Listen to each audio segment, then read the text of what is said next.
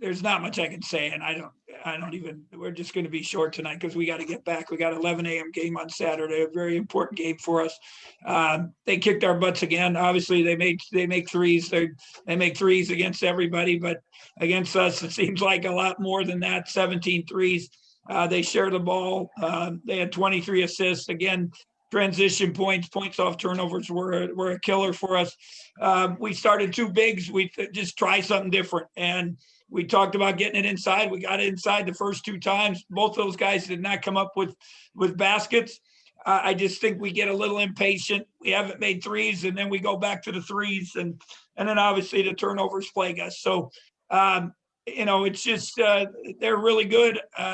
They got a special group. They're undefeated for a reason. I just thought we tried a little something different on defense, but they're just so good, and they read it, and they make the right plays, the right passes, and I gotta believe in something. Yes, unless something happens, they should win the league, and they're going to be a team that's going to be playing late into March, into April, I would expect. So, not much else you can say. I thought I seen it all. Our strength coach yesterday, Ben, tore his Achilles. My heart goes out to him and our family. He had to have surgery today. He couldn't be with us. One of the best human beings I've ever been around, and a really, really good strength coach. And you just almost want to cry because you just don't, for him, he just stepped and made a wrong step and boom, it tore. And then today we're getting on the bus.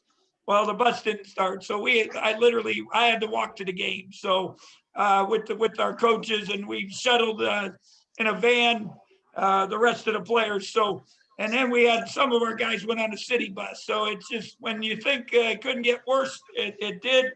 But we got to put all behind us and move forward and get ready, for Texas A&M. I thought Nigel was, he would struggle a little bit early, but he got some minutes. It was good to get him some minutes. I thought he did a couple nice things. He definitely he 5 assists, 1 turnover. And then I thought Surrey gave us some energy late. Obviously, it was when the score was a big margin, but he runs the court and he can do some things. He's just got to learn how to play a little better. Luke was solid because Luke just does what he can do, and he doesn't try to overdo it. And that obviously that I think some of our guys all try to overdo it and try to make plays. And if we're going to make any progress, we got to be. I told them, learn from them.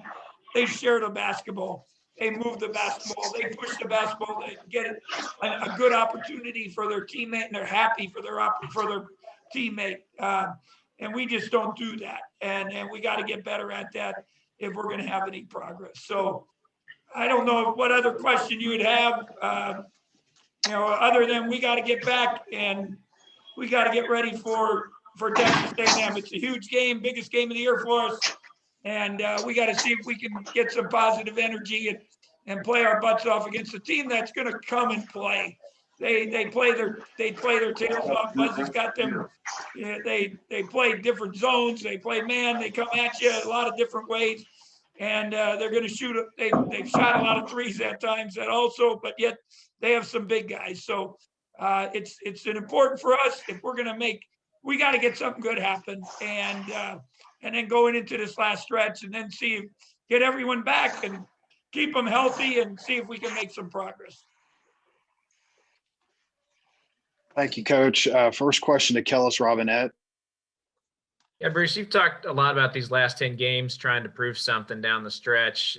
After a day like today, do you feel like the guys are still motivated for that? Are they as into it as you are right now? Well, I hope so. If they're not there, they won't play. We'll play the guys that want to be.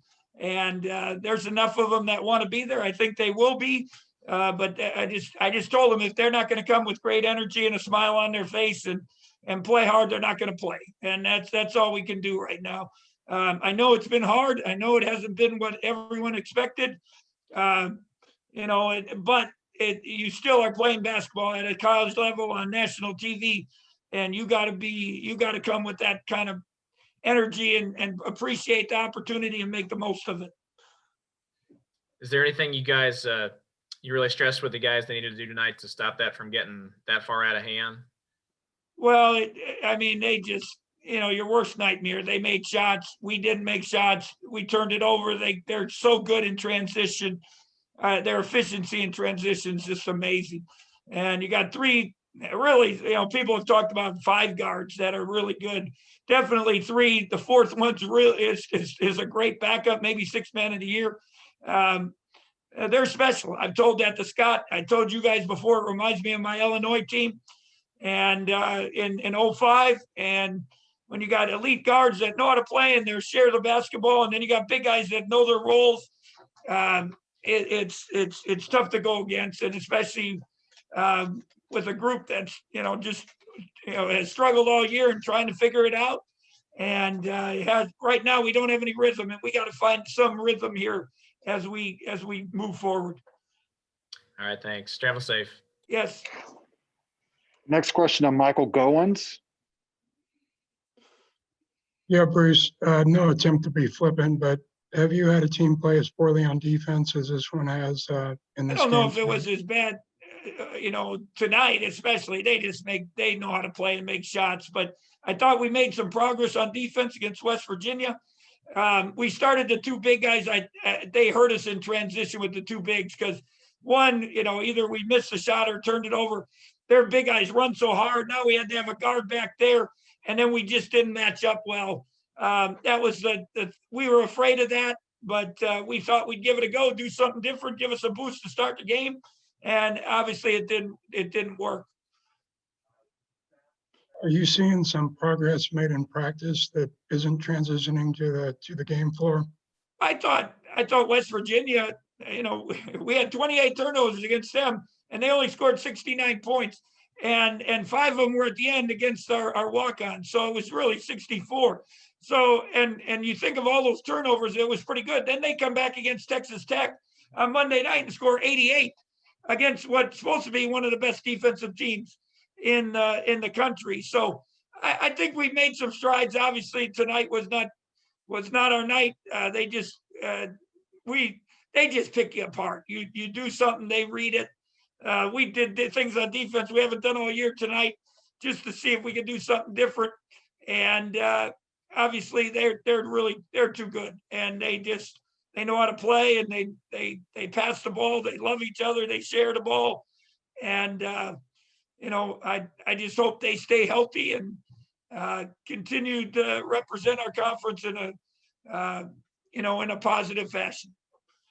And Mitchell getting the open looks, was that just kind of some new guys on the floor for you that couldn't find it? I think some of it's transition. They read it, they share it.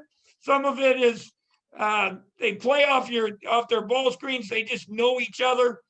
I told our guys too, 3 years ago, they weren't doing these things. I don't know what Mitchell was doing, but he was he was redshirting. But, Jared Butler was not the player he is, but he's made himself into a player. They got in the weight room. They've gotten stronger. They've worked on their skills. They've all improved. And then they bought into team. And you got to give Vital. I know he doesn't get a lot of credit, but he might be as valuable as anyone because, he pumps you.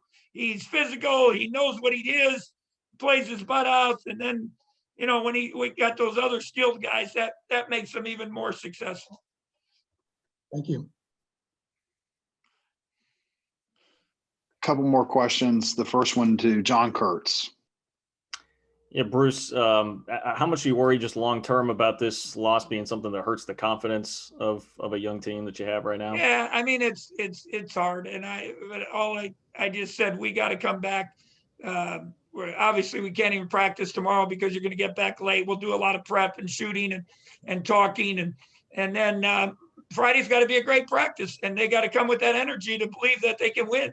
I've talked for a while about the last 10 when we got everyone back to see what we're about. And that's the mark they can leave if they, we almost starting over, to be honest, and we'll see what they do with it.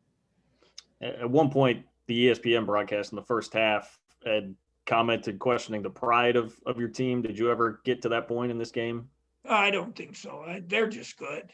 I didn't think our guys quit at all. I thought they kept playing. They just they're just really, really good. So and they're good at what they do. And what they do is something we're not good at. So it's not a great matchup for us right now. I appreciate it, Bruce. Thanks.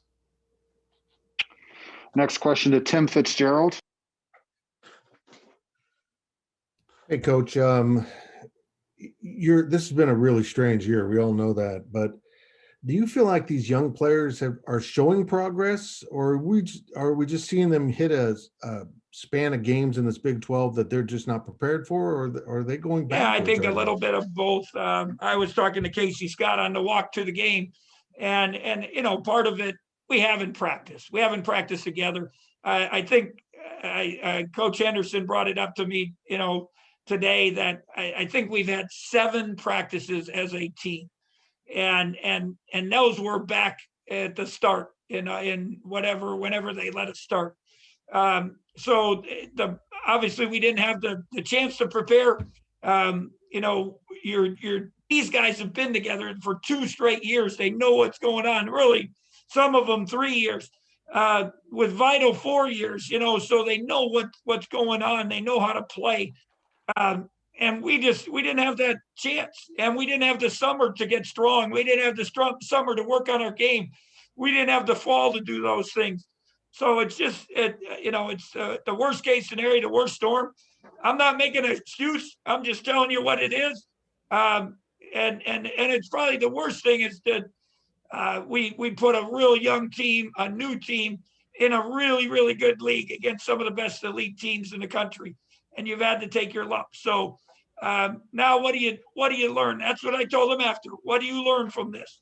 Why are these guys special? Now, where do you want to get? And if you want to get there, you're going to have to get in the weight room. You're going to have to work on your game constantly. You're going to have to learn how to play. And so all those things got to happen. If we're going to make any progress. So I told them I'll play whoever comes and plays with energy and wants to be there and has pride. Thank you, Coach. Okay, one last question to Ryan Block. Hey, Bruce, I'm sure it goes without saying that the post-game locker room was fairly somber, but were you at least happy, I guess, with how they maybe responded to what the post-game message that you delivered to them? I don't know. I'll know tomorrow. I'll know Friday. And that's all. I said, what did you learn? That was what do you learn from playing an elite team that knows how to play? That's very, very good. That makes the right plays, shares the basketball, guards, knows their roles, plays hard every possession. That's what hopefully you learn that. Now, if you learn that, now what are you going to do about it? And that's the whole thing. So we'll know more. You'll know Saturday at 11 o'clock how we play and the pride we have and the intensity we play at. I believe it's going to be there. I hope it's there.